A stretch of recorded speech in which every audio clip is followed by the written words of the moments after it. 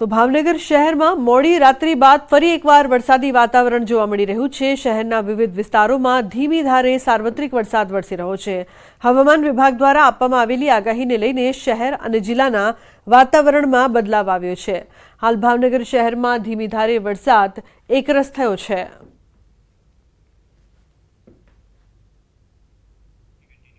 તો અમરેલી જિલ્લામાં જામ્યો છે વરસાદી માહોલ। સાબરકુંડલા, વડિયા, લાઠીમાં વરસાદ। જાફરાબાદ તાલુકામાં પણ વરસાદી માહોલ। તાલુકાના ગ્રામ્ય વિસ્તારોમાં પણ વરસાદ વરસી રહ્યો છે। તો જાફરાબાદ તાલુકામાં વરસાદી માહોલ, લોકોને ગરમીથી મળી રાહત।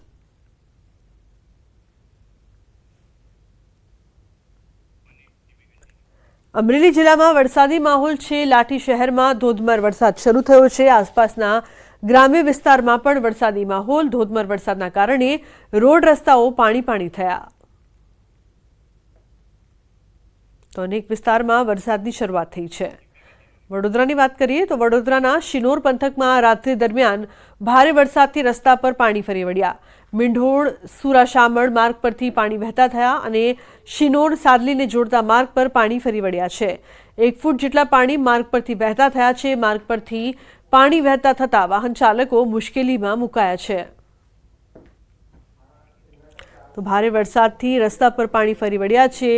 વાહન વ્યવહારને તેની અસર થઈ રહી છે। અનેક જગ્યાએ પાણી ભરાતા વાહન ચાલકોને હાલાકી। રસ્તા પર પાણી ફરી વળ્યા।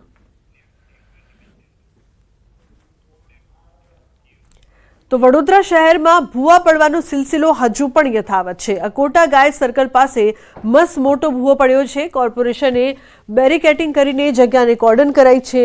મેયર પિંકીબેન સોનીએ લીધી છે સ્થળની મુલાકાત। વર્ષો જૂની ડ્રેનેજ લાઇન બેસી જવાના કારણે ભૂવો પડ્યો હોવાનું સ્વીકાર્યું। ડ્રેનેજ લાઇન લીકેજ હોવા અંગે અધિકારીઓનું ધ્યાન દોર્યું હતું। યોગ્ય પુરાણ ન કરવાના કારણે ભૂવા પડ્યા છે તેવું મેયર દ્વારા કહેવામાં આવ્યું। ભૂવાઓ પડતા હોય છે કારણ કે મોટો જવાબદાર જોવા જઈએ તો એન્જિનિયરો છે। કારણ કે જ્યારે એમને ખોદકામની પરમિશન આપી છે, જ્યારે એ લોકોએ અંડરગ્રાઉન્ડ વાયરો નાખ્યા છે, તો એ ટાઈમે એ લોકોએ કેવી કામગીરી કરી છે એ જોવાનું એમની ફરજ બનતી હતી, પણ એ ફરજ ચૂક્યા છે। એન્જિનિયરોના પાપે આજે તમામ જગ્યા ઉપર ભૂવા પડેલા છે। વડોદરા શહેરમાં ગત મોડી રાત્રે ભારે પવન સાથે વરસાદ વરસ્યો અને વરસાદ વરસતા ઠેર ઠેર પાણી ભરવાની સમસ્યા જે છે તે સર્જાઈ હતી। વરસાદી પાણી તો ઓસરી ગયા, પરંતુ વરસાદ બાદ જે ભૂવા પડવાનો સિલસિલો છે તે યથાવત છે।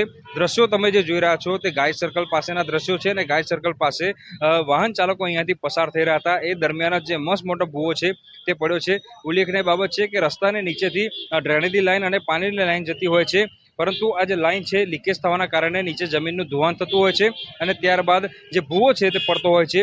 એટલે વડોદરા કોર્પોરેશનના જુદા જુદા વિભાગો છે તેમના વચ્ચે સંકલનનો અભાવ હોવાના કારણે આ પ્રકારની પરિસ્થિતિ છે તે સર્જાતી હોય છે। વડોદરા શહેરના મેયર પિંકીબેન સોની જે છે તે અહીંયા સ્થળ મુલાકાતે આવ્યા છે અને રસ્તો જે છે તે જોઈ શકાય છે કે કેટલી હદે વાહન ચાલકો અહીંયાથી પસાર થતા હશે।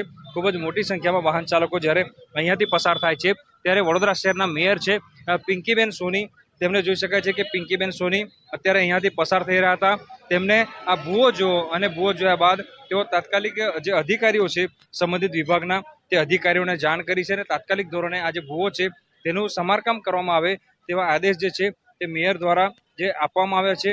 ઉલ્લેખનીય બાબત છે કે જ્યારે પણ વરસાદી માહોલ જામે છે અને વરસાદી પાણી ભરાય છે ત્યારબાદ વડોદરા શહેરમાં ઠેર ઠેર ભૂવા પડવાનો સિલસિલો જે છે તે જોવા મળતો હોય છે અને જે ગાય સર્કલ છે ત્યાં આ જ પ્રકારની પરિસ્થિતિ સર્જાય છે।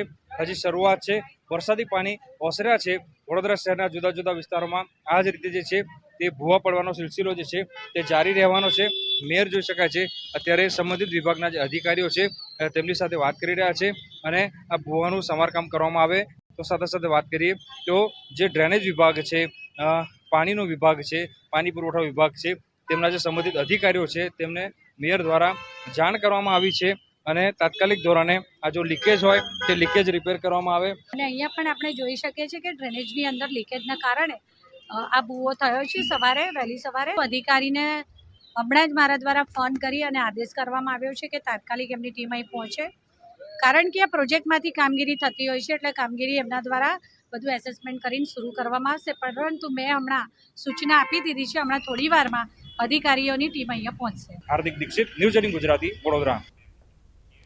તો વડોદરામાં પૂર બાદ ઘેરાયેલા શાસકોએ દબાણો તોડવાની જાહેરાત કરી છે. મનપાએ વિશ્વામિત્રી નદીનો સર્વે કરીને 13 જેટલા દબાણો નક્કી કર્યા છે, જેને હટાવવા માટે કામગીરી શરૂ કરાઈ છે. જે તે માલિકોને દબાણો દૂર કરવાની નોટિસ ફટકારાઈ છે. આ દબાણોમાં શાળાઓ, મોલ, હોસ્પિટલ, મંદિર, પાર્ટી પ્લોટ, ઓફિસ, મકાનોનો સમાવેશ થાય છે. ગેરકાયદેસર થયેલા મોટા બાંધકામનો જે તે સમયે વિરોધ કરી રહેલી વિશ્વામિત્રી બચાવ સમિતિએ આ મુદ્દે તંત્ર સામે ગંભીર આક્ષેપ કર્યા છે. લોકોની આંખમાં ધૂળ નાખીને દબાણ હટાવવાનું નાટક કરી પૂર પીડિતોને ગેરમાર્ગે દોરાઈ રહ્યાનો આક્ષેપ કર્યો. તો કોંગ્રેસ પણ આ મામલે સ્થાનિક તંત્રની કામગીરી પર સવાલો ઉઠાવ્યા. કિનારાની ગ્રીન ઝોનની જમીનોનો ઝોન ફેર કરનાર અધિકારીઓ સામે પણ કાર્યવાહીની માંગ કરી. જે ગેરકાયદેસર બાંધકામો છે, જીડીસીઆરના નિયમોની જે અવહેલના કરી અને બાંધકામ થયેલા હશે, જે માર્જિનમાં એન્ક્રોચમેન્ટ કર્યા છે, આ તમામ બાંધકામો તોડવા માટે કોર્પોરેશન કટિબદ્ધ છે. હાલ 72 કલાકની નોટિસ આપી છે. એમના જવાબ પછી આગળની કાર્યવાહી કરવામાં આવશે. આ લોકો જે 13 દબાણોની વાત કરીને જે વાહવાઈ લૂંટવાનો પ્રયત્ન કરે છે, પરંતુ વડોદરાની પ્રજા આ લોકોને જાણી ગઈ છે કે આ જે 13 દબાણોની વાત કરવામાં આવે છે એ 13 કરતાંની વડોદરામાં 50 દબાણો છે જે તૂટી શકે એવા છે, કે જેના કારણે વડોદરામાં પૂર આવ્યું. માત્ર આ 13 દબાણોના કારણે પૂર નથી આવ્યું, આના સિવાય બધા બહુ દબાણ છે. પણ જે લોકો પ્રત્યક્ષ પરોક્ષ રીતે ભાજપને મદદ કરતા હોય છે એવા લોકોને સામે, એવા માલેતુજારોની સામે આ ખાડા કાન કરવામાં આવે છે અને ગરીબોના ઝૂંપડા તોડવામાં આવે છે. આ દબાણો માત્ર દૂર કરવાથી વિશ્વામિત્રીમાં ફરી પાછું મૂળ સ્વરૂપે આવીને વહેણ થઈ જાય એવી કોઈ પરિસ્થિતિ દેખાતી નથી, કેમ કે આ તો નાના નાના 30 મીટરના માર્જિનમાં જે વિશ્વામિત્રી નદીને મૂળ સ્વરૂપે લાવવા જેટલા બી ઝોન ફેર કરેલા છે એને ફરી ખોદીને કોતર બનાવી દેવા પડશે. પ્રક્રિયા નહીં થાય ત્યાં સુધી વિશ્વામિત્રી પુનર્જીવિત નહીં થાય. તો ગુજરાતના ખેડૂતો માટે મહત્વના સમાચાર. 1 ઓક્ટોબરથી કપાસની ટેકાના ભાવે ખરીદી થશે. સીસીઆઈ મારફતે કપાસની ટેકાના ભાવે ખરીદી થશે. ગુજરાતમાં 13 કેન્દ્રો પર કપાસની ટેકાના ભાવે ખરીદી. મગફળીના ટેકાના ભાવે ખરીદી અંગે બોલ્યા કૃષિમંત્રી. કેન્દ્રએ નક્કી નથી કર્યો ન ખરીદી માટે લક્ષ્યાંક. જથ્થો નક્કી કર્યા બાદ મગફળીના ટેકાના ભાવે ખરીદી થશે. નિર્ણય બાદ રજીસ્ટ્રેશનની પ્રક્રિયા શરૂ કરીને ખરીદી થશે. ગુજરાતના ખેડૂતો માટે મહત્વપૂર્ણ સમાચાર. કેન્દ્ર સરકાર સીધી કોટન કોર્પોરેશન ઓફ ઇન્ડિયા મારફત એટલે કે સીસીઆઈ મારફત કરાવે છે.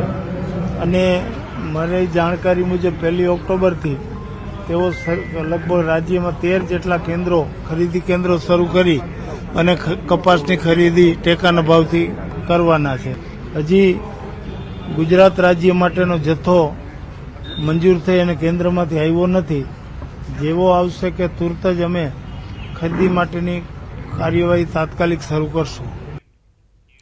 તો ખેડૂતો માટે 2 દિવસ બાદ સારા સમાચાર. ભારે વરસાદથી પાક નુકસાન સહાય અંગે મોટા સમાચાર. ગુજરાતના ખેડૂતો માટે મહત્વના સમાચાર. ખેડૂતો માટે સહાય 2 દિવસમાં જ થઈ શકે છે જાહેર.